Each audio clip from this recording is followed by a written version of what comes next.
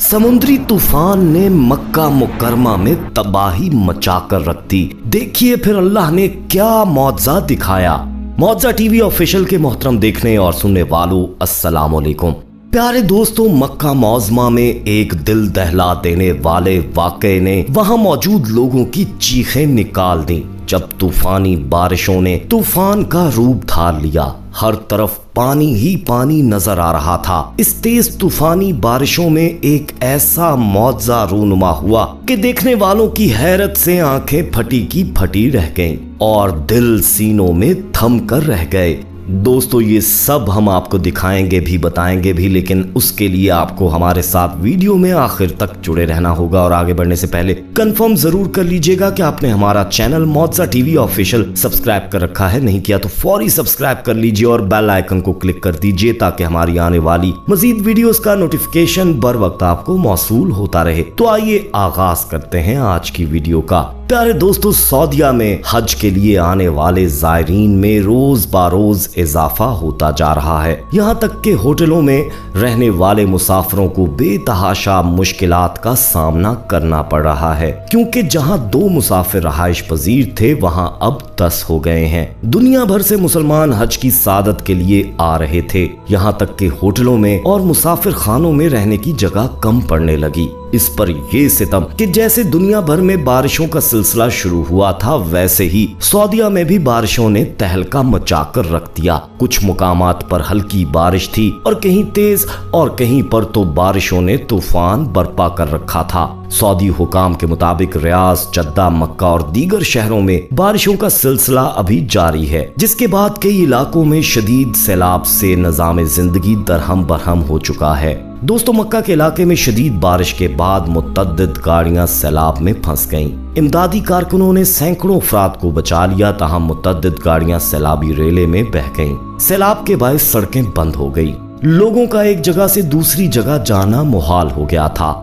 Mahmad dam के इलाके में भी लोगों को किसी भी हंगामी सूरत हाल के लिए तैयार रहने का कहा गया। प्यारे दोस्तों, बारिशें और सैलाब हर साल आते हैं और इसके लिए अक्सर औकात वार्निंग जारी कर दी जाती है, लेकिन इसके बावजूद हर साल इंसानी जानों को नुकसान पहुंचता है। इस साल दोस्तों, पाकिस्तान का शहरी फहद नामी शख्स अपनी फैमिली के साथ हज पर आया और तूफान का शिकार हो गया। हज की अदायगी के लिए जब वो अपने बीवी बच्चों के साथ खाना काबा पहुंचा तो मक्का मुकरमा में उसे कोई भी रिहाइश के लिए होटल का कमरा खाली नहीं मिल रहा था। उसने बहुत कोशिश की कहीं कोई जगह रिहाइश के लिए मिल जाए, लेकिन बारिशों की वजह से कई रास्ते बंद हो चुके थे। मजबूरन उसे अपनी बीवी, बच्चे और सामान समेत खाना काबा के एक कोने में बैठना पड़ा। इसका 3 साला बच्चा थकन की वजह से सो चुका था। बीवी की भी आंखें नींद से चूर थीं। वो थका मांदा था, इसलिए कमर सीधी करने के लिए वो भी वहीं लेट गया। चूंकि वक्फे वक्फे से बारिश का सिलसिला जारी था, इसलिए अचानक से बादल गरजने लगे और बिजली चमकने लगी। यह आवाज फहद के कान में पड़ी और वो यकदम ही उठकर बैठ गया। उसने देखा कि तेज बारिश होने लगी है।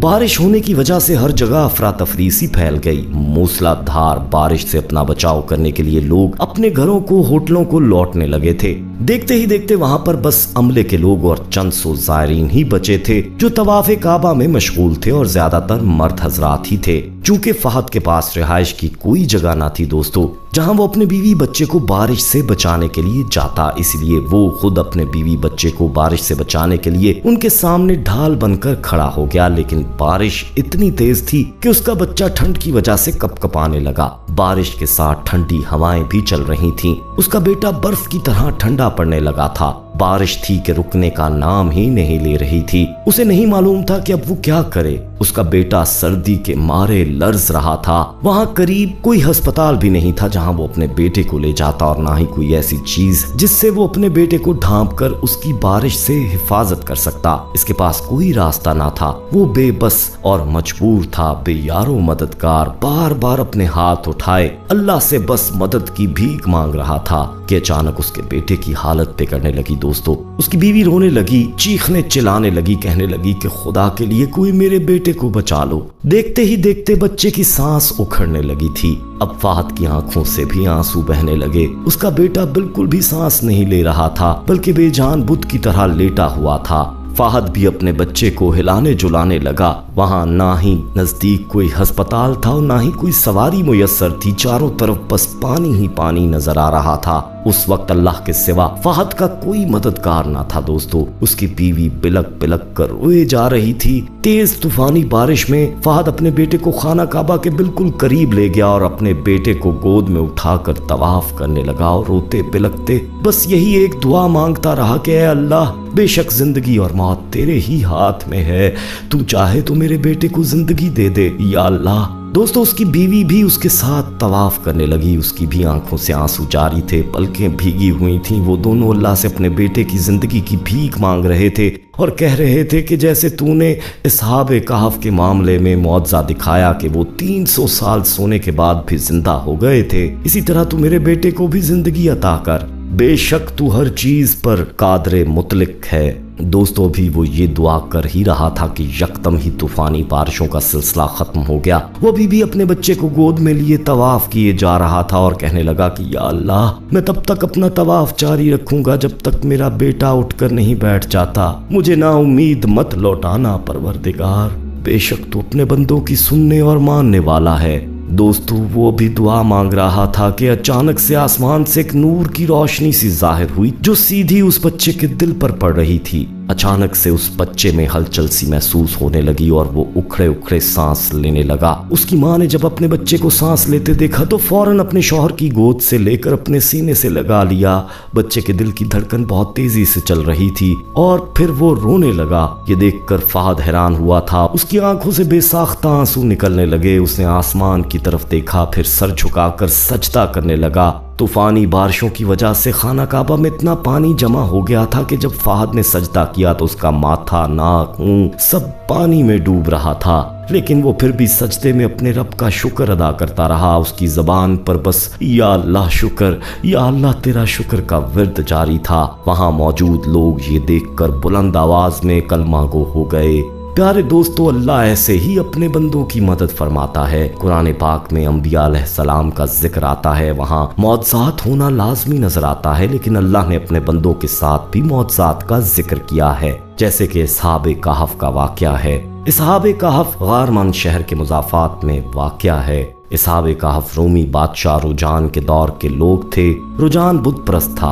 ये 48 ईस्वी से लेकर 117 ईस्वी तक बादशाह रहा। रुजान के दौर में ईसाईयत फैल रही थी। शहर के 7 नौजवानों ने ईसाईयत कबूल किए और ये लोगों को बुत परस्ती से रोकने लगे। बादशाह को पता चला, उसने उनकी गिरफ्तारी का हुक्म दे दिया। ये लोग दारुल हुकूमत से भागे, पहाड़ों में पहुंचे, मुनासिब से गार का तय्युन किया और ये गार में सो गए। उनके साथ उनका कुत्ता भी था। कुत्ते ने भी आंखें मूंद लीं। ये लोग अगले दिन जागे तो उन्हें भूख महसूस हुई। उन्होंने एक साथी को चंद सिक्के देकर खाना लाने के लिए करीबी बस्ती भिजवा दिया। वो शहर पहुंचा, नान बाई से खाना लिया, सिक्के पेश किया तो नान बाई ने उसे पकड़ लिया। तफ्तीश हुई, पता चला कि इसने कदीम जमाने का लिबास पहन रखा है और इसके सिक्के 300 साल पुराने हैं। मजीद तहकीक हुई, मालूम हुआ कि ये लोग गार में 300 साल सोए रहे। बादशाह को इत्तला हुई। वो अपनी काबीना के साथ गार में पहुंचा।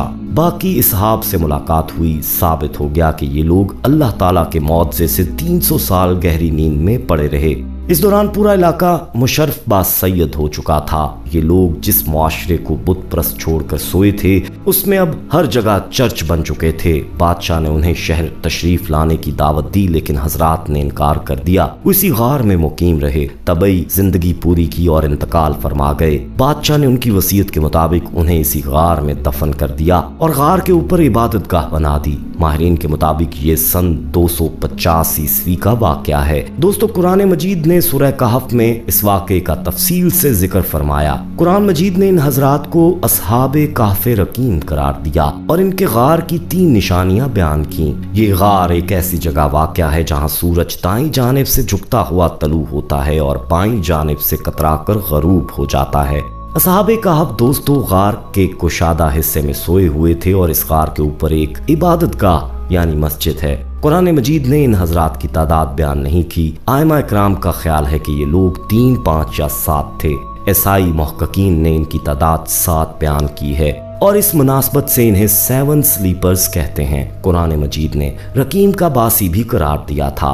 दोस्तों ऐसे मौज़ात पढ़ने और सुनने से इंसान का ईमान ताज़ा होता है, अल्लाह की कुदरत और किबरियाई का दिल एतराफ करता है, इंसान मायूसी जैसे गुनाह से बचता है। अल्लाह बेशक अपने बंदों का हामी व नासिर है। अल्लाह तमाम मुसलमानों की मदद फरमाए, आमीन या रब्बुल आलमीन। दोस्तों वीडियो पसंद आई हो तो इसे लाइक करते हुए दोस्तों में शेयर करना मत भूलिएगा। जाते जाते एक बार फिर कंफर्म कर लीजिएगा कि आपने हमारा चैनल मौजा टीवी ऑफिशियल सब्सक्राइब कर रखा है, नहीं किया तो अभी सब्सक्राइब कर लीजिए और बेल आइकन को क्लिक कर दीजिए ताकि हमारी आने वाली मजीद वीडियोस का नोटिफिकेशन बर वक्त आपको मौसूल होता रहे। अपना बहुत ख्याल रखिएगा और उनका भी जिनका कोई ख्याल नहीं रखता। आने वाली वीडियो में दोबारा आपसे मुलाकात होगी, तब तक के लिए अल्लाह निगहबान।